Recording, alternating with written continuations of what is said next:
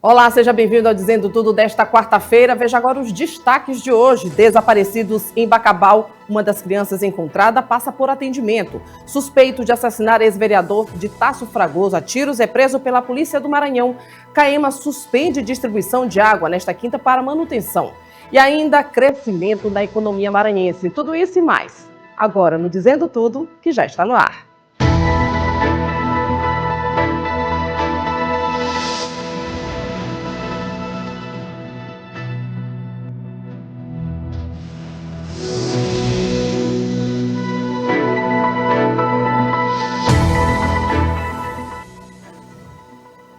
Olá, muito boa noite para você, são 6h08 e com a atualização do caso de Bacabal, foi encontrada com vida na tarde de hoje uma das crianças desaparecidas no povoado de Bacabal.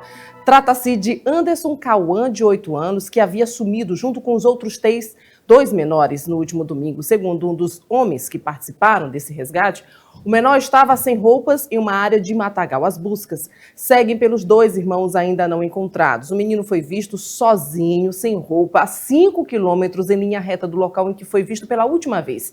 Cauã foi levado de carroça para uma equipe médica, foi atendido. Foi com comoção esse momento de descoberta da criança. E olha, o Romarinho de Bacabal, repórter, acompanhou boa parte desse resgate. As duas crianças ainda não foram encontradas. Ele teve acesso às pessoas que observaram a criança sozinha no meio dessa plantação. A gente vai acompanhar agora o trecho dessa revelação. Quando nós chegamos no caminho, tem uma cancela, né? Aí a cancela, ele me desceu, abriu a cancela, aí a gente andou um pouco, aí ele disse assim, olha o meninozinho, mas eu pensei que era brincadeira. Eu olhando, aí pronto, aí o tempo fechou. Teve muita pena dele, chorei demais. Chorando, né?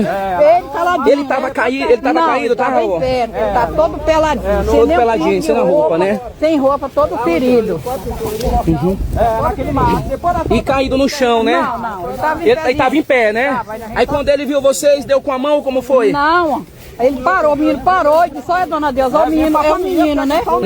Aí ele parou a carroça e botamos logo ele, disse, vamos atrás dos outros, né? Mas como ele já estava muito debilitado e fraco, né? Aí nós...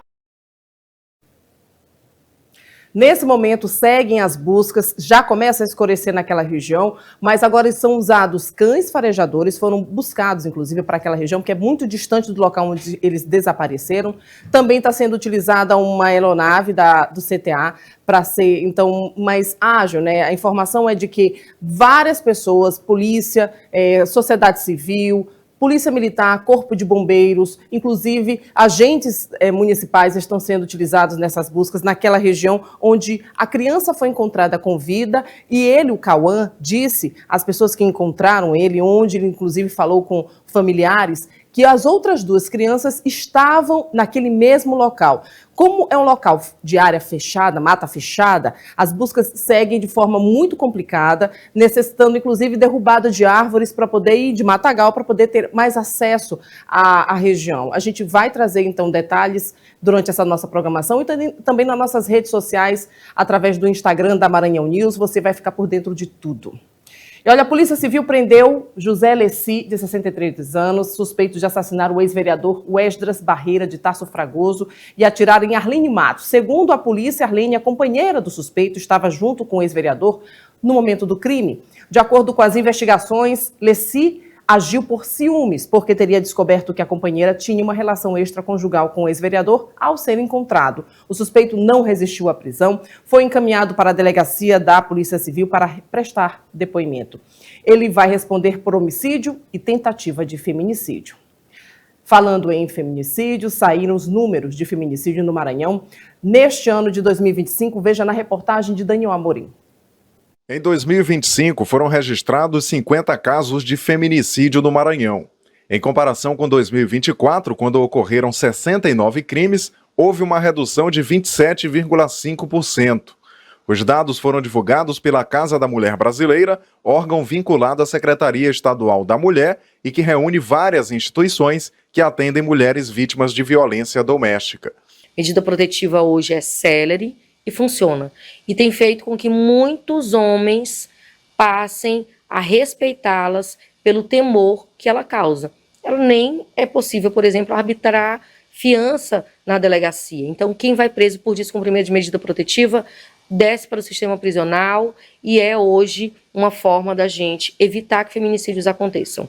Então, essa atuação do judiciário, da segurança pública, governo do estado, governo federal, as legislações sendo ampliadas, sendo aperfeiçoadas, tem feito com que cada vez mais nós, mulheres, possamos viver em paz. Em 2024, a pena para o crime de feminicídio foi aumentada e estipulada em 12 a 30 anos de prisão. A pena é ampliada em 1/3 caso a vítima estivesse grávida ou se o crime for praticado na presença dos filhos ou dos pais da vítima. O feminicídio é o ponto mais alto da escalada de um cenário de violência doméstica. Por isso, as mulheres devem ficar atentas a alguns sinais de alerta no relacionamento para não serem mais uma vítima desse tipo de crime. O primeiro sinal para que a gente perceba que está no relacionamento abusivo é o que a gente chama de cárcere privado imperceptível. A pessoa começa a romper vínculos com todas as pessoas mais próximas, familiares e amigos. Você começa a se distanciar sem nem perceber para agradar a pessoa que diz chamar, né? E aí, para ter poder sobre você, ela já afasta logo a família e os amigos.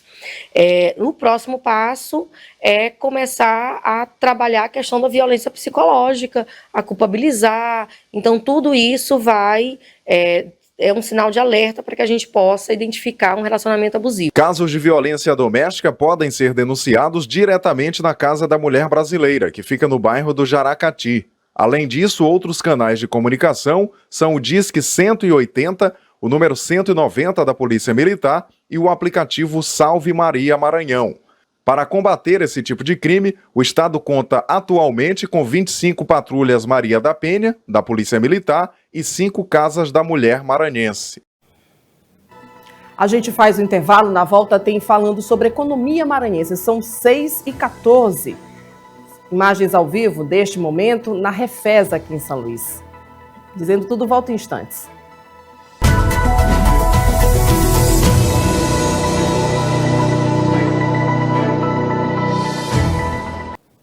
De volta com o Dizendo Tudo, são 6h17 e agora falando de economia. A gente está aqui com o presidente do Instituto Maranhense, o Jonathan Carvalho, Instituto Maranhense de Estudos Socioeconômicos Cartográficos do Maranhão, o IMESC, para falar sobre os números que foram apresentados recentemente, números positivos da economia maranhense, resultado do trabalho de pesquisa do IMESC e de uma série de dados, não é isso? Muito obrigada, boa noite para o senhor e por esclarecer novamente aqui para a gente, por Dizendo Tudo. Como é que foram, então, essas pesquisas, esse resultado e o que significa? Boa noite. Esse trabalho que nós desenvolvemos é fruto de uma metodologia que nós seguimos, na verdade, o Manual Internacional das Contas Nacionais. E esse manual é o que o IBGE utiliza para fazer as contas nacionais, o PIB do Brasil, as contas regionais, que é o PIB dos estados, nós fazemos em parceria com o IBGE, e aí a gente utiliza essa metodologia para nós fazermos um PIB trimestral. Esse nós não fazemos em conjunto com o IBGE, fazemos o resultado do estado, considerando que cada um dos estados tem esse esforço próprio de desenvolver o PIB trimestral. E aqui no Maranhão nós observamos um crescimento de 4,2% para esse terceiro trimestre. Então é uma informação muito interessante quando a gente observa que o nosso crescimento está acima da média regional e a média nacional. A média regional que nós fazemos é com base nos estados que produzem o resultado trimestral. Então somente 4 estados do Nordeste produzem. Nós observamos que o crescimento acumulado foi menor do que o do Maranhão. E o resultado do nacional foi 1,8, que é calculado pelo IBGE. Essas informações são mais expressivas do ponto de vista positivo quando a gente olha o acumulado do ano. Esse acumulado do ano é que vale a pena nós observarmos, porque o nosso crescimento no acumulado do ano supera também o resultado do Nordeste e o resultado do país. Uma média, então, nacional, na verdade, menor do que a nossa, né? Isso é importante para a economia maranhense, que vem passando, inclusive, por confiabilidade positiva. A gente tem também, em relação a dados de empregabilidade. Como é que o senhor vê, então, esses números da economia maranhense com o resultado do que a gente já tem tido, que já tem apresentado? O senhor trouxe, inclusive, resultados interessantes aqui para a gente. Sim, o resultado que nós que estávamos esperando para o Maranhão referente a 2025 era de 3,5%, ou seja, é uma estimativa que nós fazemos mais modesta, digamos assim, mais abaixo do que de fato ela poderia ser. Por que nós fazemos isso? Porque as estimativas que nós produzimos, elas são observadas para diversas políticas, como, por exemplo, previsão de arrecadação. Então, nossas estimativas são mais comedidas. E, à medida que o ano vai avançando, nós vamos nos aproximando à estimativa real. Esse resultado do trimestre gerou um acumulado já para o ano, os 3 trimestres, de 3,9%. Ou seja, muito acima do que nós já estávamos esperando para o ano, que era de 3,5%. E, com isso, a nossa estimativa para o ano de 2025 já foi reavaliada. Antes era 3,5%, ou seja, antes que eu falo no início do ano, e agora com os resultados dos trimestres, nós atualizamos para 4% o crescimento de 2025. Na prática, o que significa, então, para a economia, para quem, então, está trabalhando e para quem compra, para o comércio em geral? Quando a gente fala o PIB estadual, isso não se reflete exatamente no que isso significa para a população. A população não consegue visualizar adequadamente o que isso significa para ela em termos práticos. Mas quando a gente observa os vários outros indicadores, aí sim a gente consegue pontuar adequadamente o que isso representa para a população em termos de aumento do bem-estar. E a gente pode falar os dados do mercado de trabalho, que esse ano nós já geramos mais de 30 mil ocupações formais. Quando a gente olha o número de ocupações como um todo, nós temos um número de 2,7 milhões de pessoas ocupadas. E a massa de rendimento dessas pessoas ocupadas, de todos os trabalhos, a massa de rendimento real e efetiva foi já de 5,8 bilhões.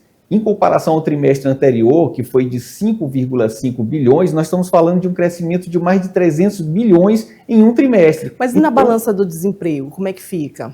Sobre a perspectiva do desemprego, olha que interessante. Primeiro eu estou falando que nós estamos tendo um número de pessoas ocupadas de 2,7 milhões. Essas pessoas ocupadas, a massa de rendimento é maior do que o trimestre anterior. Então, a remuneração média dessas pessoas está crescendo aqui no estado do Maranhão. As famílias estão tendo uma remuneração média maior proveniente do trabalho. E a taxa de desocupação diminuindo.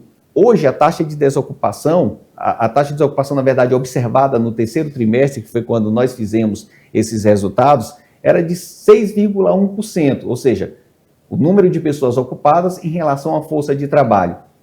E é uma taxa de desocupação que é a menor observada no Nordeste. Então é muito bom pontuar que o crescimento do Maranhão, o PIB do Maranhão, ele é maior do que o do Nordeste, o crescimento, e por consequência a taxa de desocupação do Maranhão é a menor do Nordeste.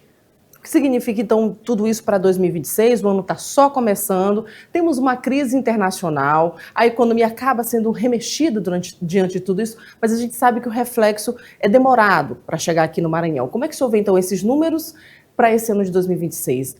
A gente tem como enxergar uma luz importante e interessante aí nesse ano de 2026? Nossos principais parceiros comerciais são Estados Unidos, China, Rússia, por exemplo. Esses são os nossos principais parceiros comerciais, são os países que nós mais exportamos. Canadá também o quarto, no caso. O que está relacionado à nossa pauta de exportação, os ruídos internacionais que têm acontecido não afetarão nossa economia. Então, sobre essa perspectiva, vale pontuar que nós não temos uma preocupação nesse sentido. A preocupação que tem acontecido sobre a perspectiva dos empresários, que se refletiu no índice de confiança do empresário industrial, é muito mais relacionado ao cenário nacional, não relacionado ao cenário estadual propriamente dito, porque o cenário estadual tem sido avaliado pelos empresários muito positivamente. E isso se observa quando a gente olha o detalhamento do nosso PIB, que em primeiro lugar, no acumulado do ano, o setor que mais cresceu foi a indústria, cresceu 10,7%. O setor primário cresceu 9,1% no acumulado, ou seja, os 3 trimestres de 2025, e o setor terciário 1,2%. Então, olha a importância do setor secundário na nossa economia, a indústria. E cabe destacar a indústria de transformação, que é o que está mais crescendo. Mas também vale pontuar a indústria da construção. E a indústria da construção se detalha em obras de infraestrutura e construção civil. E as obras de infraestrutura foi o que mais cresceu aqui no estado do Maranhão.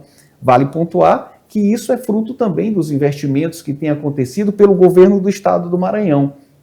O governo do estado do Maranhão, entre janeiro e outubro de 2025, investiu mais de 3,8 bilhões aqui no estado do Maranhão em obras de infraestrutura. Isso é um crescimento de 40,7% em relação a 2024. Então, olha o quanto o governo do estado, né, injetou na economia, e isso impacta diretamente todos os setores, e mais precisamente o setor da indústria. Então, o senhor traz agora bons números, importantes números. A gente trouxe recentemente aqui o economista Cocino Moreira, que falou do momento importante que o Maranhão passa e do equilíbrio que a gente tem conseguido para poder alcançar, inclusive, novos investidores. É isso. Com certeza. A gente avalia, além dos investimentos públicos, que foi esse que eu pontuei, mas os investimentos privados que vêm para o Maranhão, fruto também de uma política de atração de investimentos que tem sido feita pelo governador Carlos Brandão. E cabe destacar a Impasa, que foi implantada recentemente, um investimento significativo e que gerou impactos em vários outros setores, como, por exemplo, o setor primário. A Impasa demanda muitos insumos que estão relacionados à produção de grãos, soja, sorgo, e a produção de grãos aqui no estado do Maranhão, em 2025, a expectativa dela, porque os últimos resultados não foram fechados ainda, mas a expectativa é que seja de 7,4 milhões de toneladas. Então, o setor primário crescendo bastante aqui no estado do Maranhão. E só para ter uma informação também, para efeito de comparação, quando a gente olha a nossa balança comercial, que foi as exportações somadas até novembro, foi de 4,7 bilhões de dólares, desse valor, mais de 2 bilhões está relacionado à exportação de soja, do complexo soja do estado do Maranhão. Então, o desempenho do setor primário é bastante expressivo aqui no estado do Maranhão. Presidente, muito obrigado por esclarecer tanto para a gente aqui, números da economia, que o ano de 2026 seja positivo. Obrigada. Com certeza, estamos avaliando assim. Olha, agora a gente vai ver como ficam as obras do elevado Alcione Nazaré, trecho que já é conhecido de trânsito intenso aqui em São Luís. Um dos trechos com mais registros de engarrafamentos na Avenida dos Franceses fica nas proximidades do elevado Alcione Nazaré. Por conta disso, a região está recebendo uma intervenção para a retirada da rotatória com o objetivo de dar mais fluidez ao trânsito. Uma parte da avenida foi temporariamente bloqueada para a finalização dos serviços.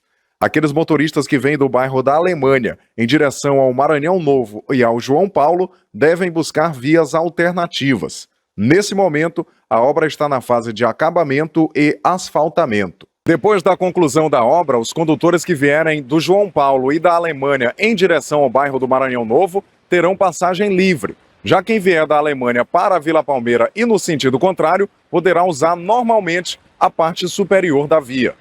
Durante o período das obras, os condutores devem redobrar a atenção à sinalização e, sempre que possível, utilizar rotas alternativas. Após a conclusão dos trabalhos, a expectativa é de melhoria no fluxo de veículos, principalmente nos horários de maior movimento. A previsão é que a intervenção no trânsito da região seja concluída em breve. Olha, a Companhia de Saneamento Ambiental do Maranhão, CAEMA, informou que o sistema de abastecimento de água Italuís vai ter a operação temporariamente interrompida amanhã, a partir das 6 da manhã, o que causa, então, essa interrupção do abastecimento de água em cerca de 90 bairros de São Luís. A medida é necessária para a realização de uma intervenção técnica corretiva com o objetivo de sanar um vazamento identificado na adutora. Equipes operacionais já estão mobilizadas, vão iniciar os trabalhos atuando com celeridade para garantir a integridade do sistema abastecimento da capital. A previsão é que o serviço seja concluído até às 18 horas de amanhã, com a normalização do abastecimento ocorrendo de forma gradativa em até 48 horas. Portanto, vai faltar água em 90 bairros aqui de São Luís amanhã. A gente fica por aqui, volta amanhã, 18 horas, esperando você no Dizendo Tudo, Maranhão News, Record News do Maranhão. Meio-dia tem papo aberto, hein? Érica Pali, não esqueça. Para você, uma boa noite, até amanhã. Tchau.